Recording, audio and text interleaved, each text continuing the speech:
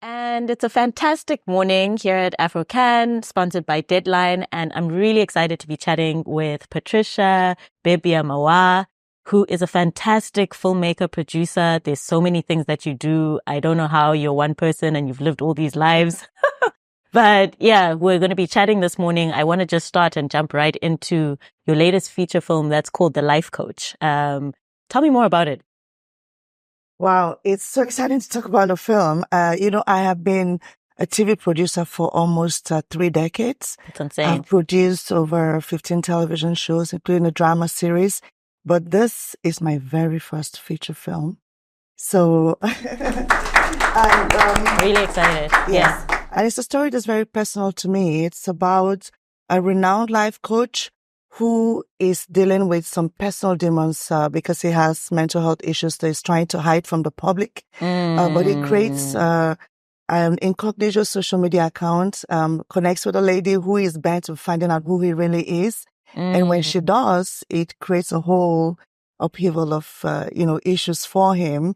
But now he has to pick between her and a girl that his staff members are trying to matchmake him with. So there's a love story in there, but it's a story that I would really wanted to tell because it has a little bit of my dad's story. Okay. In Africa, we don't handle developmental delays very well.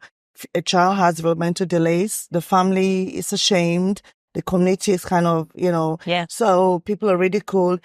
So my grandfather did not handle my father's developmental delays very well because my dad did not speak till I was about maybe like 5 years old. But he eventually became a preacher. Oh, wow. He spoke, became a preacher. Wow. So, the character in this film became a speaker.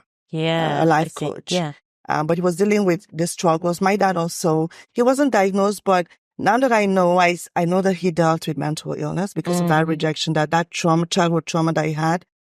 So I wanted to speak to that. And I also personally have a child with, developmental delays, so I wanted to bring this story to light so we can have these conversations around mental health, around developmental delays, and subject matters like that. So this film is, I think it's going to impact a lot of lives, especially right now after COVID, the themes that we treat in the film. So it's a really unique and special one for me. Oh, fantastic. Fantastic. I think that's really special in the sense that, like you said, a lot of the time, if we don't have a name for something, you can't call it, developmental issues. You can't call it mental health. People just basically alienate you or demonize whatever it is that's going on with you. So I think it's also really important that we have, aspirational films, not just documentaries, dark, deep issue kind of like, we have that entertainment element, so like I've seen the trailer, it looks really exciting and you're still speaking to real issues. So I'm really excited to see the film. And you're based out of Canada, which is also really interesting for me, for you to be able to tell your father's story. You're Nigerian, but you're able to tell it there out in the diaspora. Really incredible, like kudos to you. And I'm excited to see your next feature, which is what I'm going to ask. Like, what are you up to next? Like, what's next for Patricia? Yeah, thank you, Zoe. I've been writing right from when I was in high school. I used to write plays and moderate them at church. And I have so many scripts. Right now I have written like 10 scripts. Wow. Yeah. Yeah. And I'm already working on the next one, which is called Web of Deception. It's a film that's going to be speaking about how self-image, especially to do with women, about a young lady who's trying to make it in the modeling industry and gets entangled with this photographer that, takes advantage of her. And about the modeling industry and how young girls are taken advantage of sometimes when they're desperate. Yeah. But I really want to, speak about, self-confidence, self-worth, and things like that. And I'm very excited about this one too. I think my goal is to make films that impact, that, speaks, that has an agenda. To inspire and teach, lessons that will help, make us, better versions of ourselves. So I'm excited about this one too. And I think it's going to be quite incredible. Yeah. That sounds really fantastic. I'm already interested. I've always wanted to see a film about like, the fashion industry and how it is, when not everyone, a lot of people grow up being like, oh, the modeling industry is so glamorous, similar to film and television. But we don't see a lot of films about the behind the scenes. So I'm very keen to see that. And obviously through a Black female's lens, right? Yeah. I'm sure. Yeah. So I'm really looking forward to that. Something else I wanted to touch on just as we were wrapping up. You know, you've been named the who's who in Black Canada. There's a lot of work that you do, multiple awards. You know, what are the challenges of creating like a sustainable platform for African and Afro-related stories in Canada?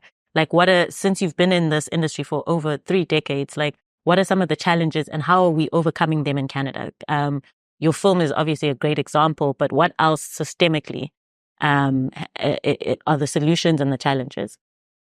Yeah, thank you so much. Talking about challenges. Yeah, but it's not been an easy road for us. We're currently the largest Black-owned media organization in Canada. So my husband and I, we own a 24-hour TV channel. We're like the BET of Canada.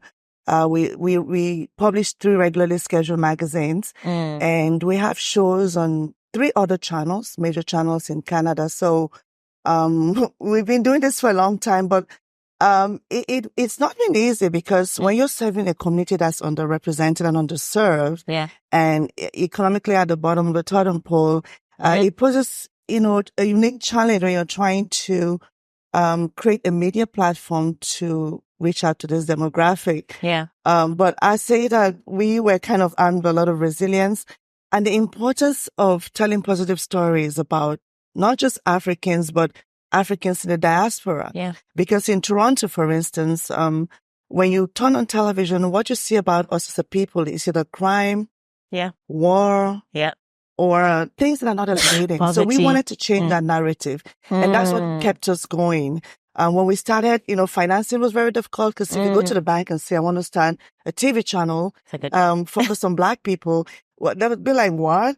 And I remember even trying to get a channel on the major cable networks was not easy. I remember once we're in this boardroom and the gentleman said, your community is not economically viable enough to sustain a 24-hour TV channel.